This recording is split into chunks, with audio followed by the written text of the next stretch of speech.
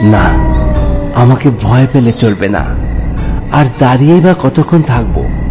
আমি ভাবতে লাগলাম, ভূত মানেই তো ছায়া মূর্তি, কোনো শরীর নেই, অশরীরী। আমি যদি জোরে গাড়ি চালাই, হয় ও ওখান থেকে সরে যাবে, না হয় আমার গাড়ি ও শরীর ভেদ করে চলে যাবে। এই কথা ভেবে আমি গাড়ি চালাতে শুরু করলাম।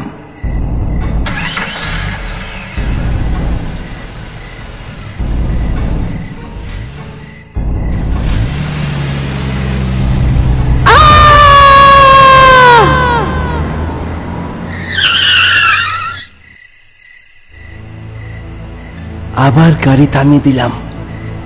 একটা মানুষের চিৎকার শুনতে পেলাম। তবে কি ওটা কোনো মানুষ ছিল?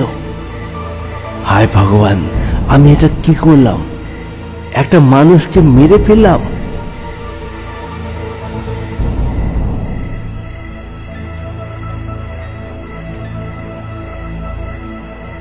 আমি এদিক ওদিক তাকাতে থাকি।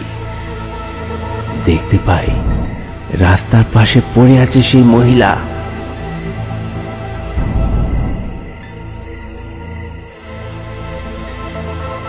আমাকে দেখতেই হবে সে মরে গেছে না বেঁচে আছে। যদি সে বেঁচে থাকে, তাকে হাসপাতালে নিয়ে যেতে হবে, তাকে বাঁচাতে হবে। আমি গাড়ি থেকে নামি।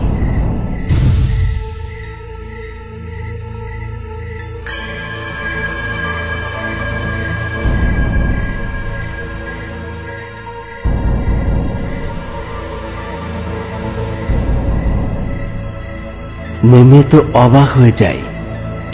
এতক্ষণ যাকে রাস্তার পাশে পড়ে থাকতে দেখলাম, এখন দেখি সে সেখানে নেই। কি ব্যাপার? কোথায় গেল? এদিক ওদিক তাকাই।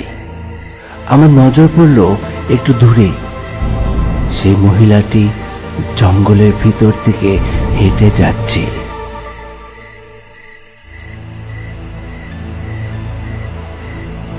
এত জোরে ধাক্কা খাবার পরেও সে কিভাবে সুস্থ অবস্থায় হেঁটে চলে যেতে পারে? এইবার আমি বুঝতে পারলাম, সে নিশ্চয় মানুষ নয়, সে সত্যি কোনো অশরীরী। আমার ভয় আরো দ্বিগুণ হয়ে গেল। এখান থেকে তাড়াতাড়ি চলে যাওয়াই ভালো।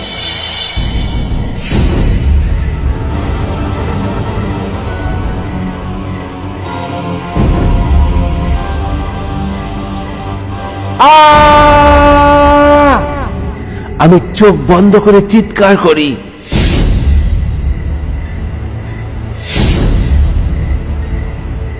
চোখ খুলে দেখি সেখানে কেউ নেই।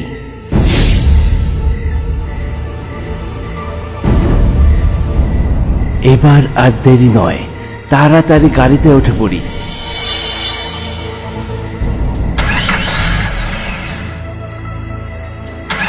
গাড়ি স্টার্ট করার চেষ্টা করছি, কিন্তু গাড়ি স্টার্ট নিচ্ছিল না।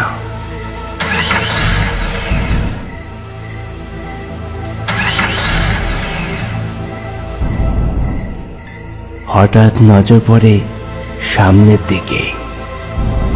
সেই অশরীরী দাঁড়িয়ে আছে আমার গাড়ির দিকে একভাবে তাকিয়ে।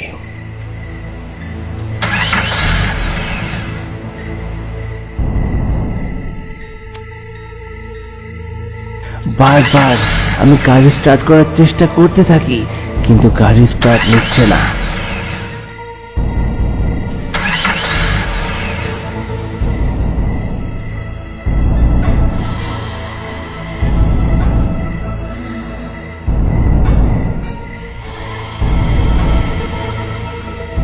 সেই অশরীরী আমার গাড়ির এদিক ওদিক ঘোরাঘুরি করতে থাকে।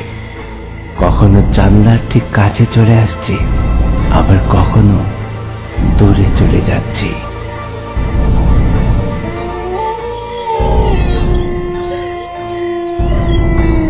ভয়ে আমি ঘামতে শুরু করে দিয়েছিলাম। আমি ধরেই নিয়েছিলাম যে আমি আর বাড়ি ফিরতে পারবো না।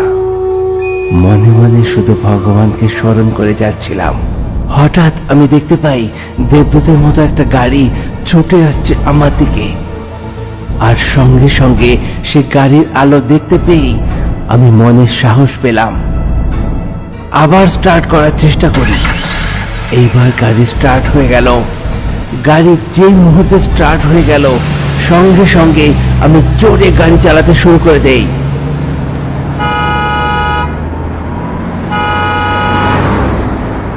খুব জোরে গাড়ি চালিয়ে আমি সেই জায়গা থেকে সরে আসি।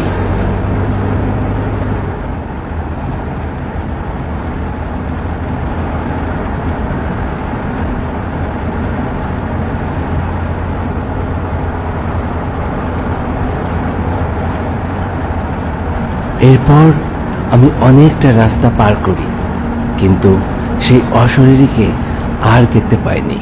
হয়তো ওই জায়গাতেই ওই অশরীরী বাস করে। শেষ পর্যন্ত আমি আমার গন্তব্যে পৌঁছেছিলাম, তবে আমি ভীষণভাবে ভয় পেয়েছিলাম। ফেরার সময় আমি সেই রাস্তা দিয়ে আসিনি। পরের দিন দিনের বেলা অন্য রাস্তা দিয়ে ফিরেছিলাম। এখনো আমি ড্রাইভারি করি। রাত বিরেতে এদিক ওদিক যেতে হয়, তবে সেই রাতের কথা ভাবলে আজও আমি ভয় পাই। আজকের মতো গল্প এখানেই শেষ করছি।